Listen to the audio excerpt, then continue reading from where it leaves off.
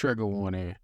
We're going to be talking about domestic violence. So if that is something that triggers you, rubs you the wrong way, if it forces you to relive past the current traumas, please be advised that this is going to be a touchy subject.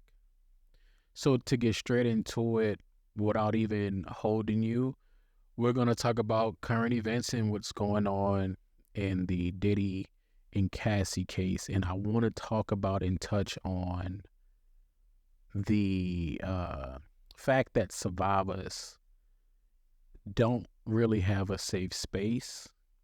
I want to talk about how the victim blaming in domestic violence cases are at an all-time high and how disgusting that is.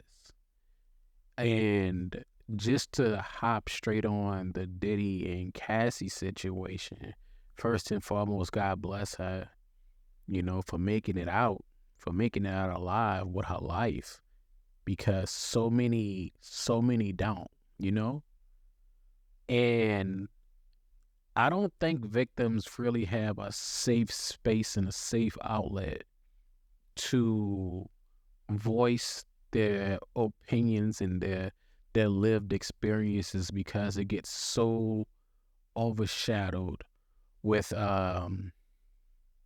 people who want to discredit them, people who need proof and things like that. That is completely ridiculous. That is completely and utterly ridiculous.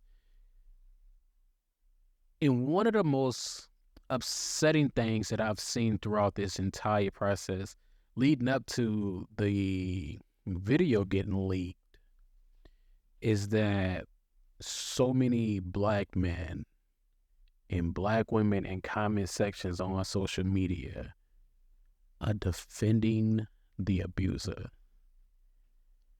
So many Black men and Black women are justifying the abuse.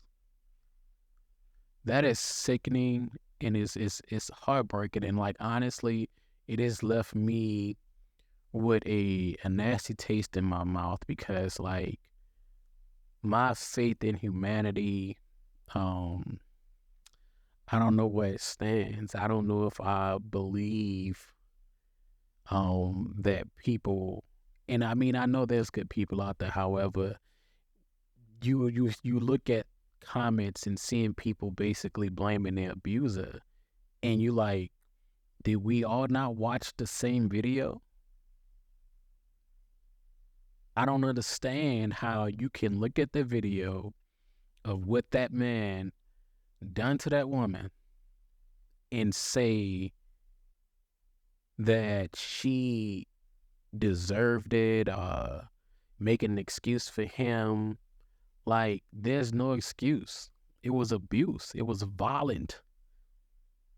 It was very violent. And to see people saying, oh, well, he apologized.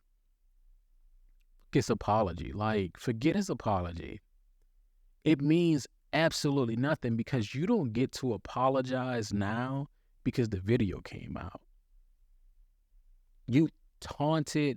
Diddy taunted this lady for years, you hear me, after the breakup.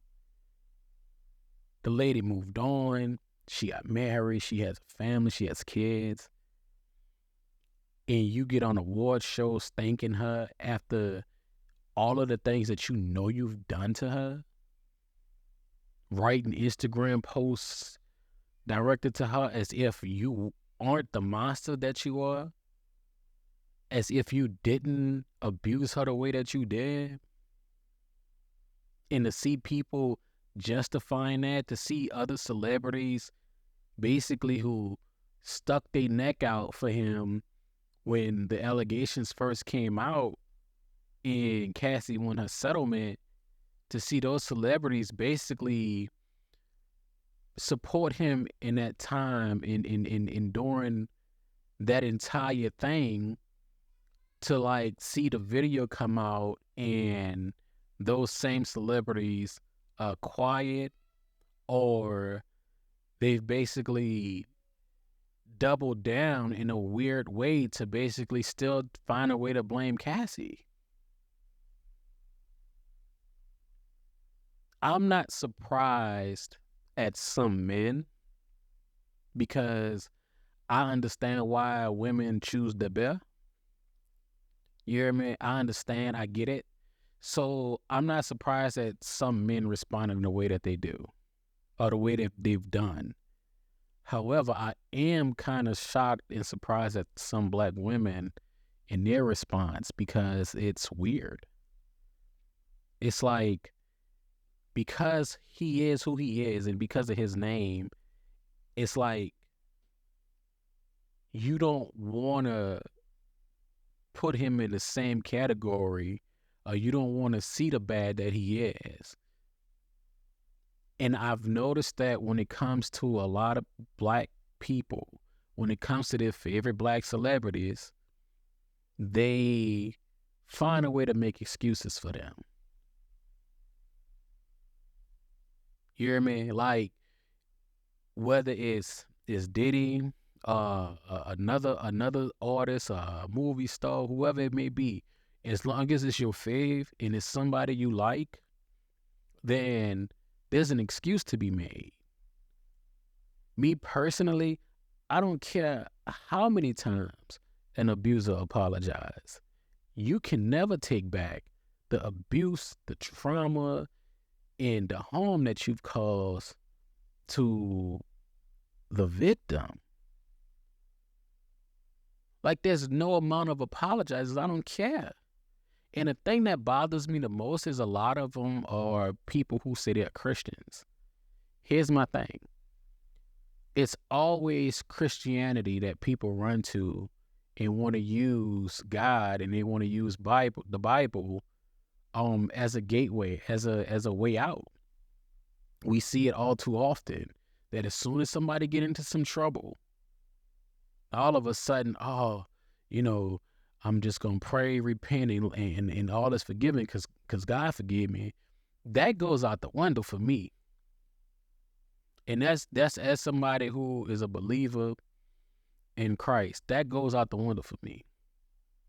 You can't expect the victim to forgive and to move on and just pretend like that never happened, because it did, and they have to relive it all the time. You don't get to say I'm sorry and act like the world is just supposed to forgive you. And it's disgusting at how some people are moving about it. How some people are basically like, oh, well, he apologized, that's enough. What if it was your daughter? What if it was your mama? Your sister? You hear me? Because at the end of the day, I'm somebody who, I've seen it. I've seen it firsthand. I know people personally. You hear me? My sisters are survivors of domestic violence. You hear me? My cousins, I have women who are my cousins are survivors of domestic violence. You know, and I would never want somebody to basically look at them and say it was your fault why it happened. And for y'all to sit on the internet and basically blame victims because either they don't speak out immediately, or, when they do get the courage to speak out and say something, you point the finger and say, well, you're just looking for a payday. You waited too long. Why you say something when it first happened? Because it ain't that easy. And I've seen people explain this to some of y'all countless times about how it's not easy to just pack your bags and leave and walk away from the situation. Have y'all not read the indictment? Have y'all not read the court documents about how, he pretty much was threatening her, the people around her, the people she loved? These people, these abusers, use these tactics to keep their victim close and nearby. They scare them. And for some of y'all to basically be like, oh, you should have just left, as if it's that easy. If you haven't been through it, you wouldn't know. You don't know what's going through the person who is being abused, you don't know what's going through their mind. You don't know what it's like. So for you to speculate and basically be like, you should have just left and this, that, and the third, man, y'all are some selfish idiots. It's ridiculous. Diddy needs to be under the jail. The people that support him still need to be under the jail. The people who witnessed and saw him abusing women should be held accountable, because it's no way that as his bodyguards and assistants and things like that, that y'all seen this stuff and didn't say nothing. Tell somebody, like, but now everybody's coming, and I'm not mad at that. I'm happy everybody's coming out with their stories and telling what they witnessed at the hands of that man and what they've seen with their own eyes that man has done. I personally, and this is something I have to live with and I have to deal with, I don't have it in my heart to forgive domestic violence abusers. I don't. And I'll have to deal with that with God one day. When judgment day comes, I'll have to deal with that. Because you don't get to you don't just get to beat on women for decades and then apologize because you get caught and just think that, oh, well, that's enough. It's not. The money isn't even enough, but that's the least that people that have been through something like that deserve. That's the least that they deserve. I don't have it in me to forgive domestic abusers, child molesters, things like that. I don't have it in me. I'm not.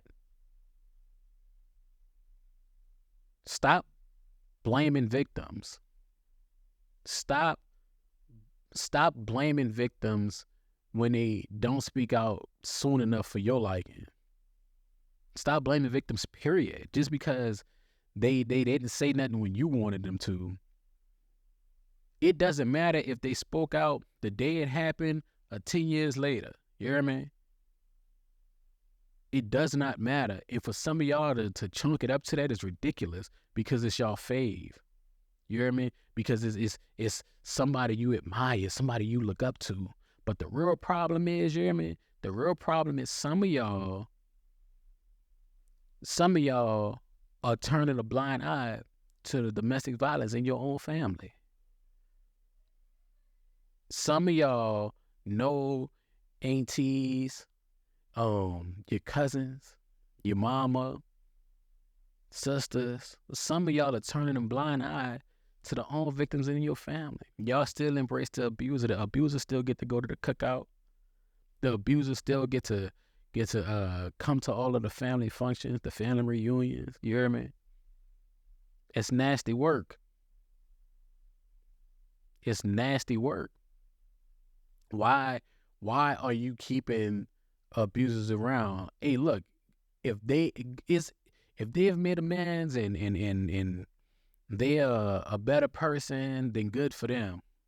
But they can be a better person somewhere else and not around me. If an abuser changed for the better, good for them. Change for the better away from me, because you can't just expect the victim just to embrace you and be willy-nilly and laugh as if you didn't have their head in between the wash and the dry. You hear me?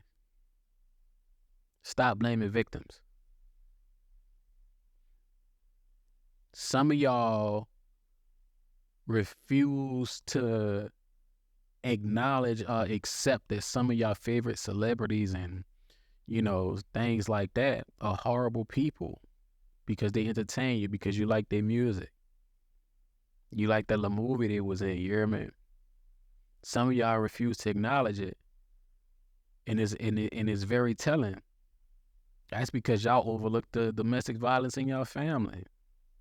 Y'all tell y'all homegirl or y'all tell y'all friend and And this is men and women. Y'all tell y'all homegirl or y'all tell y'all friend to just give the abuser another chance. You know what I mean? They didn't mean it. They gonna change. Oh, they was drinking. It's always an excuse. Instead of you trying to assist them to get out and to help them, and I'm not saying that's easy, obviously, but instead of that, you basically saying to just forgive them. Oh, he a good man. He messed up. No, you messing up is forgetting to take out the chicken that was asking you to take out the fridge, out the freezer. That's a mistake. You forgot to take out the chicken. You know what I mean? Putting your hands on somebody ain't a mistake. I don't care how heated in the moment it was. Once you decide to put your hands on somebody else, once you decide as a man to put your hands on a woman, you are a loser. You a certified loser. You know what I mean? It's no excuse about, oh, you was going through something, you know what you was doing or what you was thinking. Man, look, that ain't enough. That ain't enough. You know what I mean? Please believe victims. To domestic violence survivors, I'm glad you're still here. I'm glad you were able to get out. I'm glad you are alive to tell your story. To women that may be going through a domestic violence situation, I encourage you to seek help. I am going to link some information and things like that in the description of this video, hotlines and things like that. But to people who are actively living that nightmare of domestic violence, please get out as soon as you can. I know it's not easy. I know it's a lot of moving pieces. Support may not be there for you. Please find a way, seek somebody that will help you out to remove yourself from that situation. Don't be afraid to speak up. Don't be afraid to talk to somebody and tell them what's going on. Take all the necessary steps. And I know a lot of times those steps seem like they don't really do anything, but file the police reports, call the police, because I want to say this to women. If a man hits you once, he'll hit you again. So at the first sign of abuse, please leave. Whether that's physical, mental, verbal, please leave. Know your worth.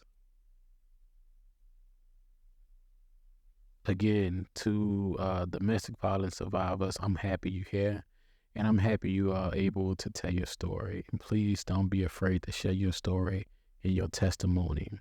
And to those who are going through it, I encourage you to reach out to somebody. Don't be afraid to live. And with that being said, again,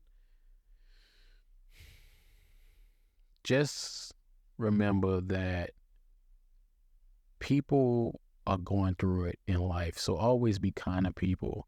And one more thing I want to talk about with Diddy. Ryan Clark said this on the Pivot podcast. What he said about Diddy on the Pivot podcast, I won't repeat it here, but I agree 100% with him on that. And those people and those men that were around him or defended him, that knew and were aware of the type of person he was, I wish you the worst. To my survivors, to the domestic violence survivors, I wish you all the best in life, in love, in health.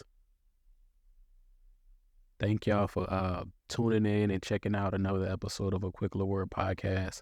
Until next time, peace, love, and happiness.